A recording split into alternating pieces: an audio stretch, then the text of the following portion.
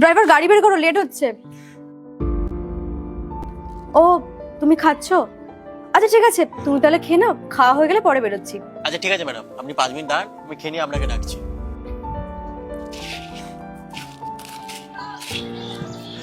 আচ্ছা, তুমি এই শুকনো মুড়ি আর কাঁচা লঙ্কা কেন খাচ্ছ? কোনো তরকারি আনোনি? আসলে ম্যাডাম, আমি না রান্না করতে পারি না, তাই আসার সময় মুড়ি আর কাঁচা লঙ্কা কিনে নিয়ে চলে আসি। তো তোমার বাড়িতে কি এমন কেউ নেই যে রান্না বান্না করে দেবে? আরে না না ম্যাডাম, আমার বাড়িতে না সবাই আছে, মা বাবা দাদা। তাহলে তোমায় কেউ রান্না কেন করে দেয় না? আসলে ম্যাডাম, তারা তো থাকে গ্রামের বাড়িতে, আর আমি তো এখানে ভাড়াইতে থাকি। ও, তুমি এখানে একা থাকো? আমায় তো আগে বলতে পারতে না, তাহলে আমি তোমার জন্য রোজ কিছু না কিছু বানিয়ে দিতাম। না না ম্যাডাম, আমার জন্য আপনাকে কিছু বানাতে হবে না, আমার এখন এইগুলো খেতেই ভালো লাগে, ভালো মন্দ খেতে না আমার আর রুচি আসে না। আচ্ছা ঠিক আছে, তুমি তাহলে বসো, আমি তোমার জন্য তরকারি নিয়ে আসছি। না না ম্যাডাম, আমার জন্য আপনাকে এত কষ্ট করতে হবে না, আমার এটা খাওয়ার অভ্যেস আছে, আমি এটা দিয়েই খেয়ে নেবো।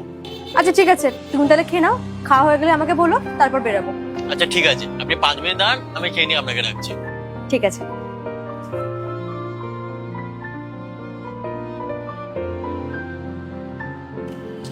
খাওয়া হয়ে গেছে, এবার একটু জল খেয়ে নি, তারপর ম্যাডামকে ডেকে নিয়ে আসবো। এটা কি টিফিন বক্স এখানে?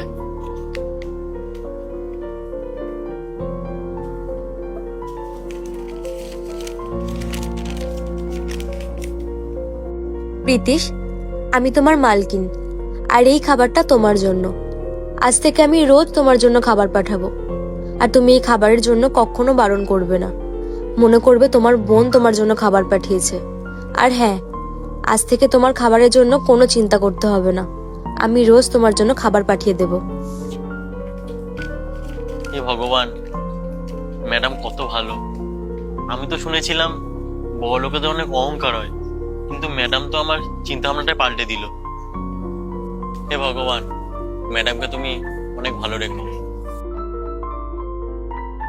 আজকালকার দুনিয়ায় মানুষ মানুষকে তার কাজ আর টাকা দিয়ে বিচার করে, কিন্তু প্রকৃত মানুষ তো সেই যে প্রত্যেকটা মানুষের কাজের সম্মান দেবে এবং টাকার কোনোদিন অহংকার করবে না।